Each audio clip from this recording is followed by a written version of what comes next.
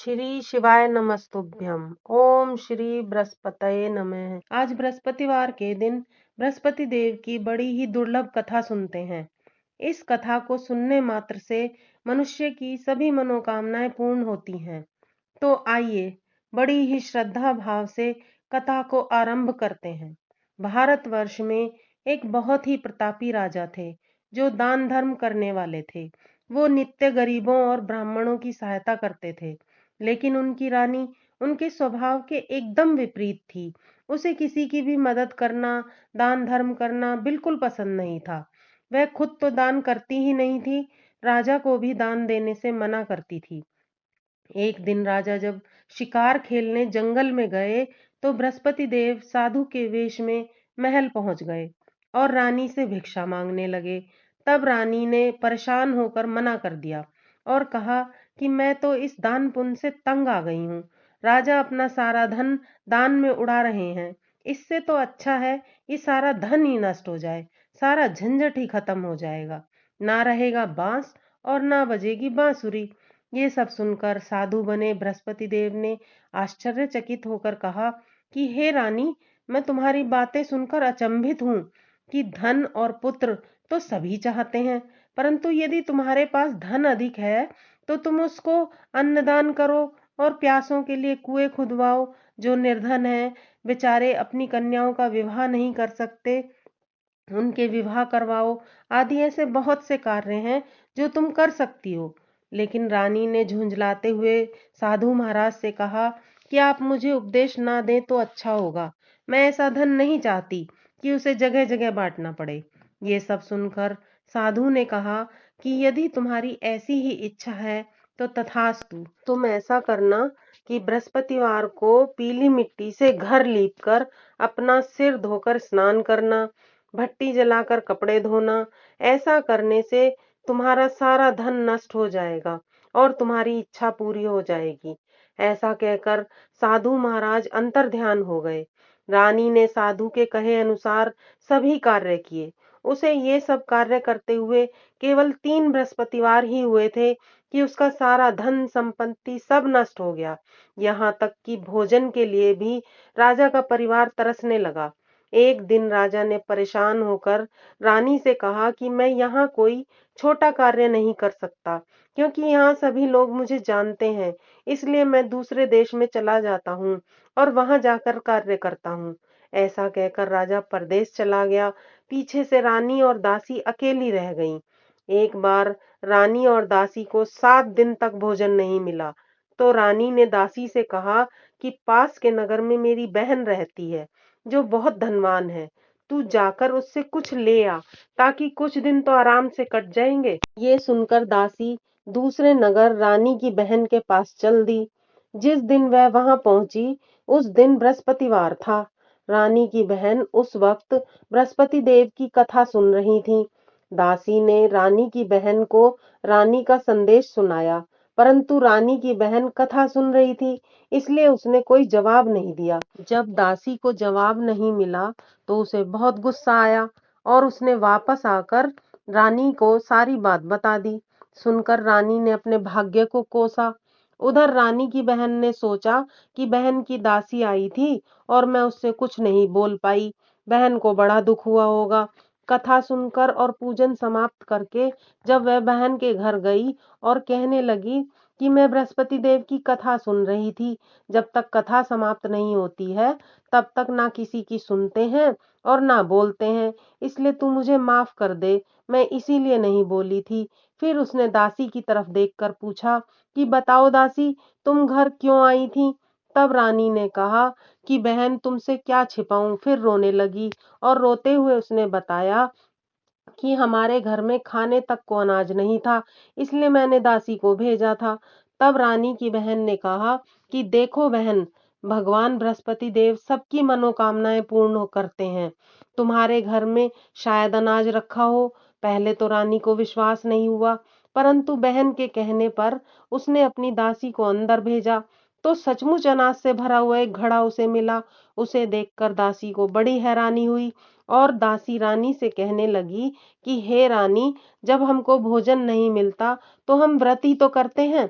क्यों ना इससे व्रत और कथा की विधि पूछ ली जाए, ताकि हम भी व्रत और पूजा अच्छे से कर पाएं। तब बृहस्पति देव की कृपा हम पर बरसेगी। तब रानी ने अपनी बहन से व्रत की विधि पूछी।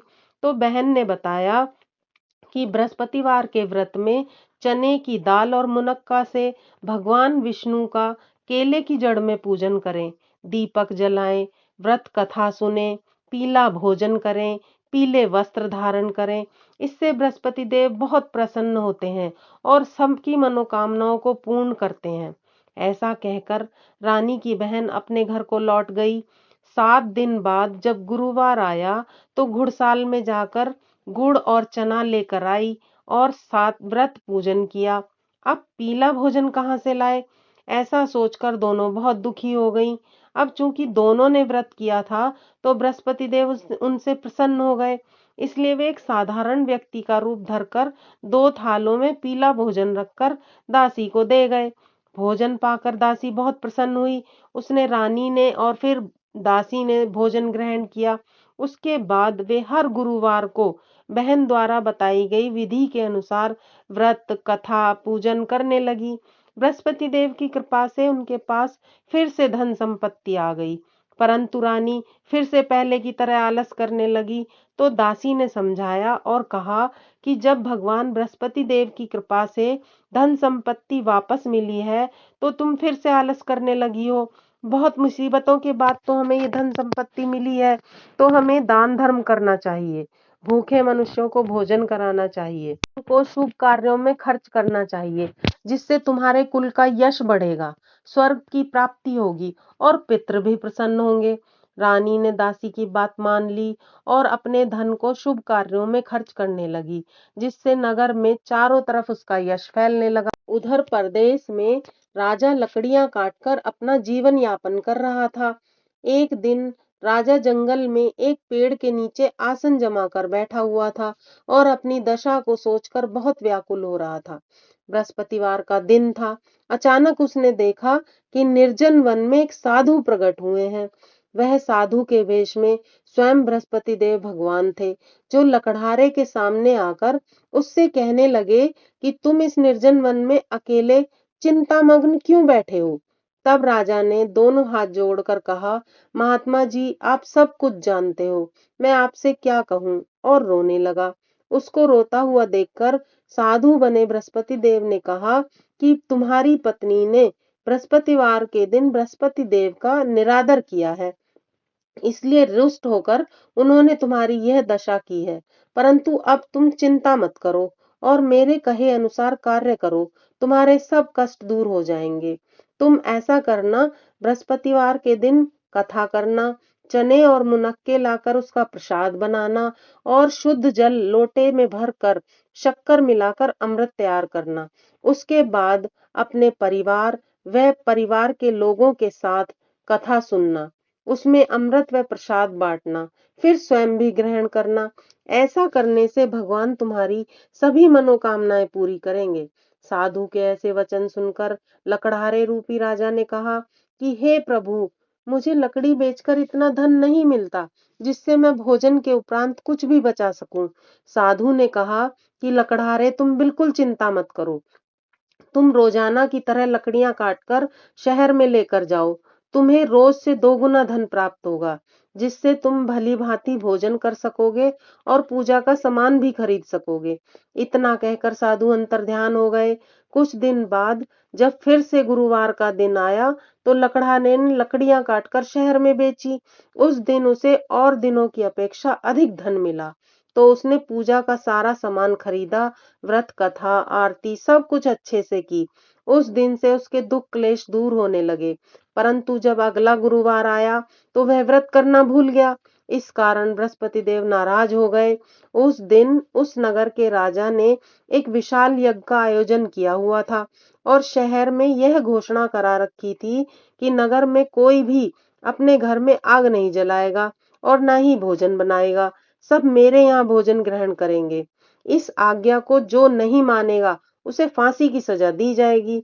राजा की आज्ञा अनुसार शहर के सभी लोग भोजन करने गए, लेकिन लकड़हारा कुछ देर से पहुंचा। तो राजा ने उसे अपने साथ महल ले गए और भोजन कराने लगे। तभी रानी की दृष्टि उस खूंटी पर पड़ी जिस पर उसका हार लटका हुआ था। उसने देखा कि वहां हार नहीं है। अब रानी ने सोचा कि मेरा हार इस लकड़हारे ने ही चुराया है। रानी ने उसी समय सैनिकों को बुलाकर उसको कारागार में डलवा दिया। कारागार में लकड़हारे ने सोचा कि मेरे ने जाने कौन से पूर्व जन्मों के कर्म थे जो मुझे यह दुख मिला है, और जंगल में मिले साधु को याद करके रोने लगा। उसी समय भगवान बृहस्पति देव प्रकट हुए और उसकी दशा को देखकर कहने लगे, अरे मूर्ख, तूने बृहस्पति देव की पूजा नहीं की, इसलिए तुझे यह दुख प्राप्त हुआ है। अब तू चिंता मत कर।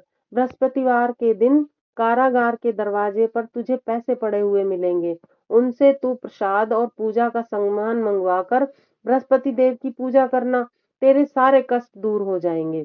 लकड़हारे ने साधु के कहे अनुसार बृहस्पति देव की कथा की। उसी वक्त रात्रि को बृहस्पति देव ने राजा के स्वप्न में आकर उससे कहा कि तूने एक निर्दोष को कारागार में बंद किया है। रानी का हार उसी खूंटी पर तुझे टंगा मिलेगा। तू उसे छोड़ दे। यदि तूने ऐसा नहीं किया तो मैं तेरा सारा राज्य नष्ट कर दूंगा।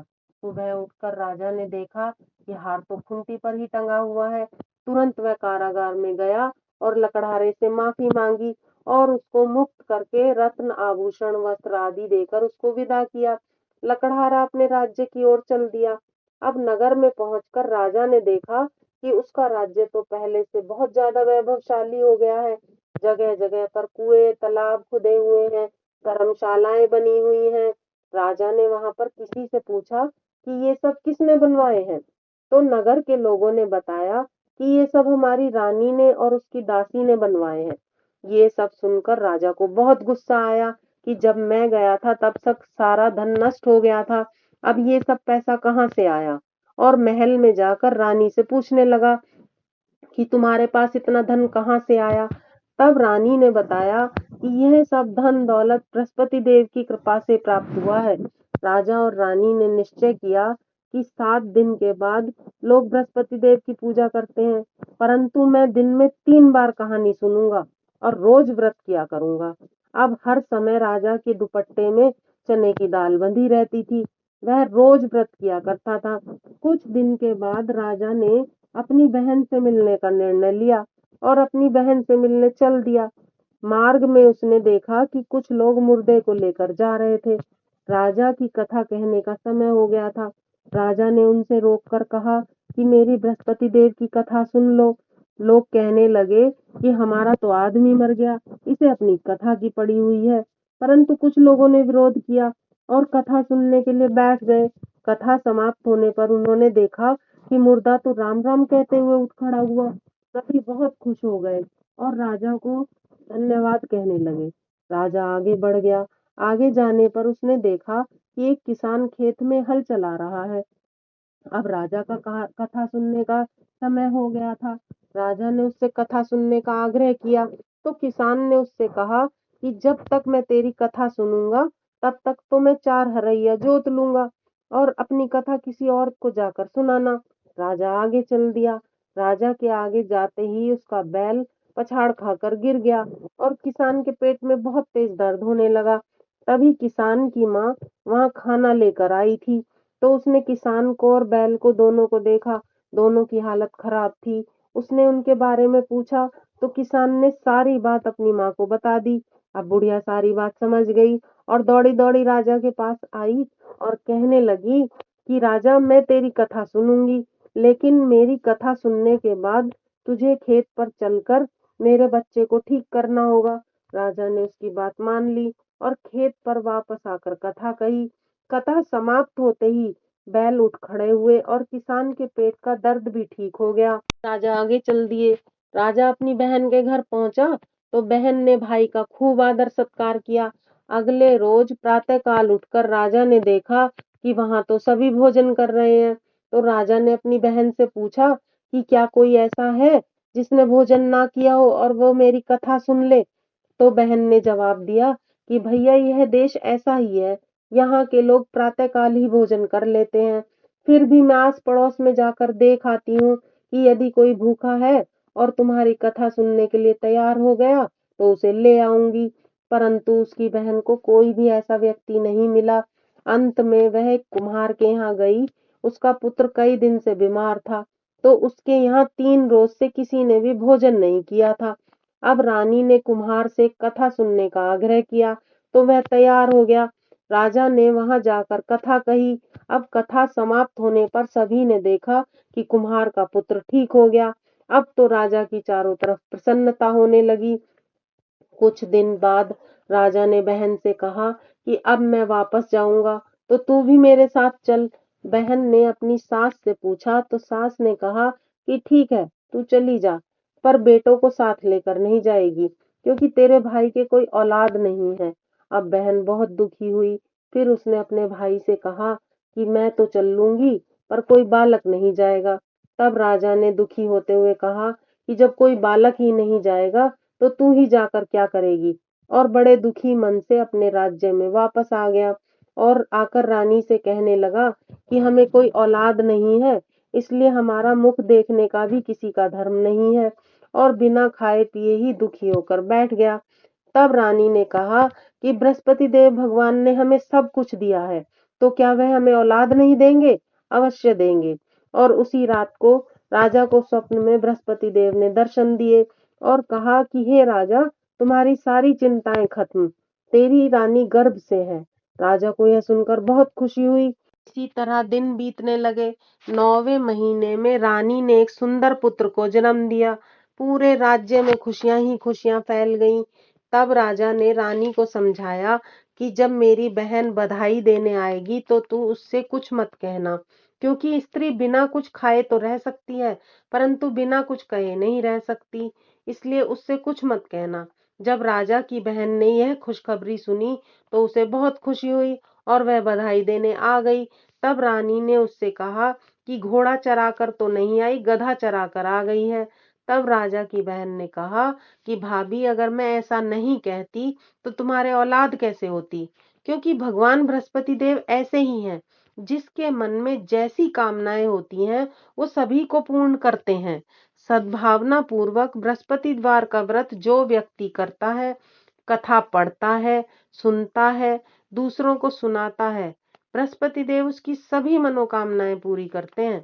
संसार में जो मनुष्य सद्भावना से भगवान बृहस्पति देव का सच्चे हृदय से पूजन करते हैं, तो भगवान सदैव उनकी रक्षा करते हैं। जैसी सच्ची भावना से रानी और राजा ने उनकी कथा का गुणगान किया, तो बृहस्पति देव ने उनकी सभी मनोकामनाएं पूर्ण की। इसलिए कथा पूर्ण होने के बाद प्रसाद अवश्य लेकर जाना चाहिए। हृदय से उसका मनन करना चाहिए। पूर्ण श्रद्धा और भक्ति से जयकारा बोलना चाहिए। बोलो बृहस्पति देव भगवान की जय। अगर आपको यह कथा अच्छी लगी हो, तो कृपया लाइक व सब्सक्राइब करना ना भूलें। कमेंट में भगवान बृहस्पति देव भगवान की जय लिखें।